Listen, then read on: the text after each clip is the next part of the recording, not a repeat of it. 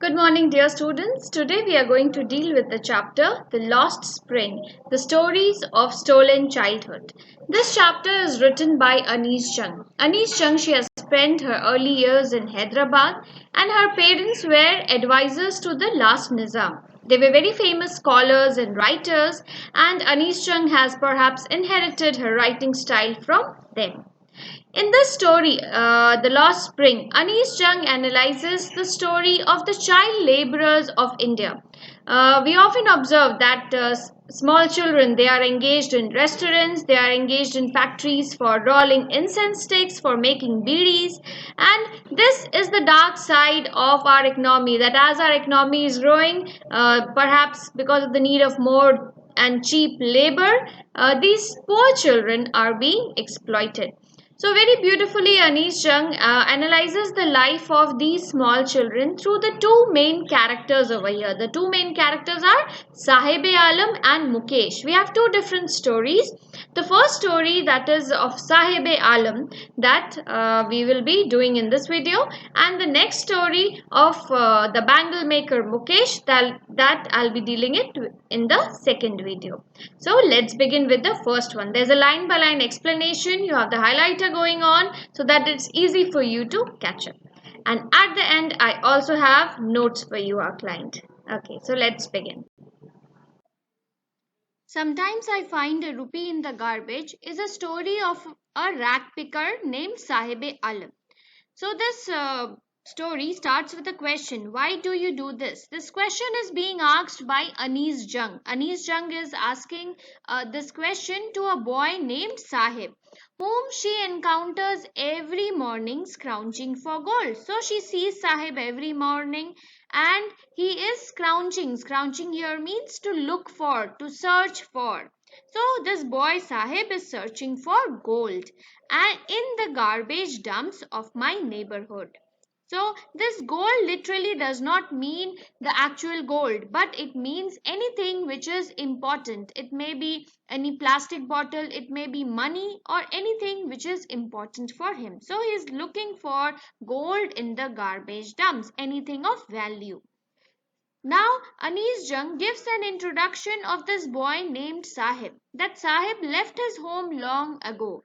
His home was set amidst the green fields of Dhaka. Dhaka is the capital of Bangladesh. So his home was there in the green fields of Dhaka. And then she says his home is not even a distant memory. It means that he hasn't forgotten anything about his home. He remembers it very clearly. There were many storms that swept away his fields and home, and this is narrated by his mother. That because of these storms, the fields and homes were destroyed. And that is why they had come to a big city looking for gold, means looking for valuable things. And that is where he now lives. To this question, why do you do this? Sahib answers, I have nothing else to do. He mutters. Mutters means to say something in a very low voice. He simply mutters and he looks away. And then Anis Jung replies, go to school. I said glibly. Glibly means to say something clearly but in an unsincere way. She quickly realizes that what she said, go to school, the advice was very hollow. It was very insincere. It means this poor boy named Sahib, perhaps he does not have the facility to go to school, and that is why he is looking for valuable things in the garbage dumps. He is a rag picker. So, this advice, go to school, was perhaps very hollow. Sahib replies that there is no school in my neighborhood. When they build one, then I will go. And then Anis Jung is asking that if I start a school, will you come? And this she asks in a very joking manner. Simply she is asking that if I am going to start a school, will you come and will you join the school? And this boy Sahib, he replies yes. Again, a few days later, this boy Sahib comes running up to Anis Jung and he is asking, is your school ready? And then Anis Jung replies, it takes longer to build a school. She says, but she is embarrassed because she has made a promise that was not meant to be fulfilled. That was not meant over here. It means that was not meant for fulfilling. And then she says, promises like mine abound in every corner of his bleak world. It means the world of the boys like Sahib Alam are filled with false promises. And these false promises are perhaps done by politicians, great men in power. So his world is filled with these types of hollow promises. And then she says that after many months, I asked him, Anis Jung is asking his name, this boy's name. And this boy replies that his name is Sahib Alam. He does not know what this name means. If he knew that the meaning of the name is Lord of the Universe, Sahib Alam, Lord of the Universe, then he would have a hard time. He would never believe that he is called the Lord of the Universe. He is unaware of what his name represents and he simply roams on street with his friends. And who are his friends? An army of barefoot boys who appear like the morning birds and they disappear at noon. So these young boys in the early in the morning, they come and they collect the useful things from the garbage, and by noon when it's quite sunny, then they disappear. And this lady Anis Jung, over the months, she has come to recognize each and every one of them. Anis Jung starts having a chat with the boys who were present there. The question she asks them is, why aren't you wearing chappals? And to this, one boy answered that because my mother did not bring them down from the shelf. This was perhaps the answer that was simply an excuse which was given because they did not know what to say. Now, another boy, he simply pulls the leg of the boy who just said, my mother did not bring them down the shelf. And he says that even if she did, he will throw them off. And this boy himself who is commenting, he is wearing shoes that do not match. When Anis Jung commented him about his shoes that does not match, he simply shuffles his feet. That is, he moves his feet and he says nothing. There was a third boy in the group who perhaps had never owned a pair all his life. He simply said, I want shoes. Now, Anish Jung describes the condition of people, the rat pickers, that traveling across the country, she has seen so many children walking barefoot in cities and on village roads. And then she tells it's not perhaps the lack of money, but it is a tradition to stay barefoot. So, this is the excuse which is given by people. It is not because of the lack of money. People here have the tradition, they always stay barefoot. But Anish Jung wonders that no, this is not an excuse, but it is only something to avoid. It is only an excuse to avoid a perpetual state of poverty. Perpetual state means which stays forever. So always these poor rag pickers are in a state of poverty, and that is why they are giving such excuses that their mother did not get them out from the shelf, or they do not like to wear slippers. These are the different types of excuses which are given by these rag pickers. Anish Chand now here tells a story that I remember that there was a man from Udupi. Udupi is a small district in Karnataka. So there was a man from this place Udupi, and he had told Anish Jung a story that as a young boy, this boy, he would go to school, and in the way he used to find an old temple where his father was a priest. So he would stop at his father's temple and he would pray for a pair of shoes. So the economic condition of that time of this man and the son of priest was that they did not have shoes and they had to pray for a pair of shoes.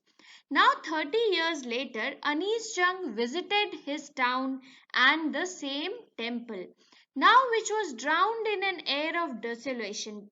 Drowned in an air of desolation, this means that this place was now deserted. It has become very old and deserted after 30 years. Now, in the backyard, she saw that there was a new priest and there were red and white plastic chairs. These red and white plastic chairs shows that the economic condition of the people like priest had improved in the city. There was also a young boy who was wearing grey uniform. He was wearing socks, shoes, and he was running, he was panting, and he threw his school bag on a folding bed. So these were the things that Anis Jung could observe, that this boy had a full uniform, he had a proper pair of shoes, and he was quite careless about it. So looking at the boy, Anis Jung remembered the prayer that this man had told, that he used to pray for a pair of shoes, and this prayer was to the goddess, and now he had finally got a pair of shoes. So this boy from Udupi, he used to pray that give me shoes was his first prayer, and when he finally got a pair of shoes, he used to pray, please goddess, never let me lose them. And now finally perhaps the goddess has granted his prayer. Here the writer wants to show that the young boys, like the son of priest, now wore shoes. Economic condition had improved. But there were still many others, like the rag pickers in the neighborhood, which Anis Jung could observe. These people, rag pickers, remained virtually shoeless. They did not have shoes. Anish Chang says that my acquaintance means she has been knowing the barefoot rag pickers, and this leads her to Seema Puri. Seema Puri is a place in the periphery of Delhi. Periphery of Delhi here it means outside boundary of Delhi. This outside boundary of Delhi there is a place known as Seema Puri. Yet it is miles away from it. Metamorphically means literally it is miles away from it. Why? Because Delhi is considered as the capital of India. It is considered to be the most developed city. But Simapuri is a slum area in which you can see people living in extreme poverty. And that is why it is miles away from it. Here the writer tells. Those who live here, that is Simapuri, they are squatters who had come from Bangladesh. Squatters means someone who has been living on a land which is not legal, means without any proper rights, they have been living on the land. So these people, they had come in 1971. They had come from Bangladesh. After the war, they had come and they have been living in this place called Simapuri. So these people, when they came to Simapuri, that time also Simapuri was a wilderness. Wilderness means a barren land or a wasteland. It was just a wasteland. It still is, but it is no longer empty. Still now, till now, Simapuri is a wasteland. There is nothing productive in that land. But now, what is the difference? That it has a lot of population. It is no longer empty. In structures of mud with roofs of tin and tarpaulin. Tin is a metal and tarpaulin is a cover, a waterproof sheet. So people over here in Simapuri, they live in small houses which are made of mud. You can see in the picture. And they have roofs made of tin and tarpaulin. It does not have any sewage. It is devoid of sewage, drainage or running water. But in this place, which does not have the basic facilities like sewage, drainage, or running water, there live 10,000 rag pickers. So these people, they have lived here for more than 30 years and they have been living without an identity. They still do not have permits, but they have ration cards and they get their name on voter list. And because they have the name on voter list, they are able to buy grain. So something which is most important is food, and they are able to get that. The government has provided them. They have the name on the voters list. They can vote and they can have food. And all the other basic facilities, they are devoid of that. Food is more important for survival than an identity. They are squatters from Bangladesh. They do not have the identity. They do not have the permit. But for them, what is more important is food than an identity. See, here is a quote which starts: if at an end of the day we can feed our families and go to bed without an aching stomach, we would rather live here than in the fields that gave us no grain. Here it is that at the end of the day, the families can sleep happily without an aching. Aching here means paining. It means their stomach do not pain because they have enough food. So they would rather live here, but they would not like to go in the fields of Bangladesh, which gave them no grain. So this statement is said by a group of women who are wearing tattered, that is torn saris. They do not have proper clothes, and but still they would like to live in Seema Puri because they can get the basic thing, the basic necessity, that is food. When Anish Jung is asking that why did they leave their beautiful land of green fields and rivers? So that is the answer that they give. Wherever they find food, these people they pitch their tents, they construct their tents, and these tents become their transit homes. Their children they grow up in them and they also become partners in the survival. And how do they become partners? By rack picking. Because survival in Simapuri means rack picking. That is the most important occupation that is carried out by the people of Simapuri. Through the years, Anish Jung says it has required the proportions of a fine art. So it has become just like a fine art, which these people are so expert in doing. They can quickly collect all the important things which is there in garbage. For them, they are expertise in this. Garbage to them is gold. Garbage to them is very important. Here again, this gold does not literally means gold, but it means something which is of value. So garbage is valuable to them because it is their daily bread. It gives them food.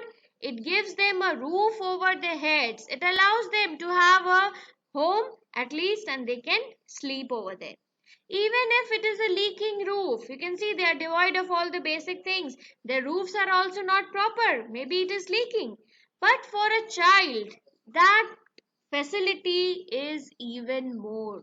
So these people in Simapuri, they are living in extreme poverty, but still they want to live there. They want to continue living there because they get the basic necessity, that is food. And at the end of the day, they say that if they can sleep without the aching stomach, then for children that is more than enough. In this paragraph, Anish Jung is having a talk with Sahib, and Sahib here tells that sometimes I find a rupee, even a 10 rupee note in the garbage. And while speaking this, his eyes are lighting up. It means he is very happy to tell that sometimes he find much valuable things like a rupee or even a 10 rupee note in the garbage. And then Anish Chand tells over here that when you can find a silver coin in the heap of garbage, you do not stop scrounging. Scrounging means to search for or to hunt for. So when you have found a silver coin means something of value. A silver coin, if you find in the garbage, you do not stop hunting for more because there is chance or there is a hope of finding more. It seems for these children, garbage has a different meaning from what it means to the parents. So it depends on the views which these people have. These children think of garbage as something else, and their parents think about it totally differently. So Anish Chand here explains that for children it is wrapped in wonder. So garbage over here is compared to a gift which the children unwrap very happily, and they are very excited that they are going to get something valuable. Why is this excitement? It is only because that they have never thought of a better life than this, because they have never seen a better life. So they are very satisfied, and it is finding something valuable in the garbage is really a happy day for them. They are really happy. But for the elders who know that a better life does exist, and they have the rights, they dream of getting much more than they have. For them, garbage picking is just a means of survival. So this is the difference in views, that the parents think, that the elders think that garbage is just a means of survival because they dream of a better life. But for the children who have never seen a better life, garbage is just like a gift, and they are very excited and they are happy to find something valuable in it.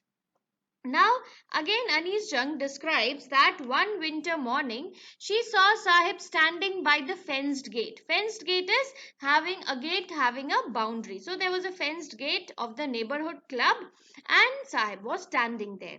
And what he was doing is he was watching two young men dressed in white. So these people, they were very nicely dressed in white colored dress, and they were formally playing tennis. I like the game, he hums. When Anis Jung perhaps questions, then he simply says that I like this game, so I'm standing here. And he is very content. Content here means he is very satisfied to watch this game standing behind the fence. He is not allowed to go inside to watch the game. So happily he is standing outside and he is very satisfied. And then he also tells that I go inside when no one is around and the gatekeeper allows me to use the swing. He is happy that he has got the opportunity to go inside and use the swing when no one is there. Anish Jung also observes that Sahib is wearing tennis shoes, and his tennis shoes are looking very strange because his shirts and shorts are quite discolored. And then when Anishan looks at it intently or asks him, then he tells that someone gave it to me. As if he is giving an explanation that I'm wearing this because someone gave this to me. But the fact is different. The fact is that these are discarded shoes from some rich boy who perhaps refuses to wear them because there is a hole in them. So actually the fact is that these are discarded shoes, and this is by some rich boy who does not want to wear it because this has a hole. But Sahib is not ready to accept this, and he says that I'm wearing this because someone gave it to me. Yes, of course, Anish Jung points out to the fact that for a person who has walked barefoot all through his life, even the shoes with a hole is just like a dream coming true. So he's very happy to even get a shoes with a hole. But the game, she points out that the game which he's watching so intently, so carefully, he's watching this game because he likes this game, tennis. But this game is totally out of his reach. Although he may get shoes, perhaps these are shoes with a hole, but still he has. But the game which he is watching is totally out of his reach. Now Anis Jung again tells that again in the morning, one morning she observes Sahib, and Sahib is going towards the milk booth. And he is carrying a steel canister, that is a steel can he is carrying. And Sahib tells Anis Jung that now I am no more a rack picker, but I am working in a tea stall down the road. And he says, he points at a stall and he says, I work over there and I'm paid 800 rupees and all the meals. So he is now happily working in a tea stall. He is getting 800 rupees and he is getting all his meals. But the question that Anis Jung puts next is, does he like the job? I ask. The question that she's asking is, does he like the job? And then Anis Jung notices that his face has lost the carefree look. He was very carefree, he was very happy and careless when he was a rat picker, but now his face is showing a sense of maturity. Aniston observes that the steel canister, it appears to be very heavier than the plastic bag that he would carry so lightly over his shoulders. So this difference is not the difference in weight, that the weight of the plastic bag was much lighter and the canister is heavy. No, this is the difference in the responsibility.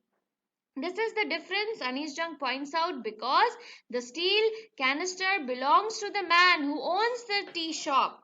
So because this steel canister is of someone else, and so he is very careful about it. That carelessness which was there on his face when he was a rat picker, that has totally disappeared.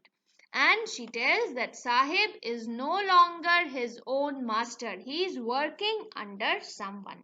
So this was the fate which Anis Jung notices, which she has researched and she has brought in front of us in.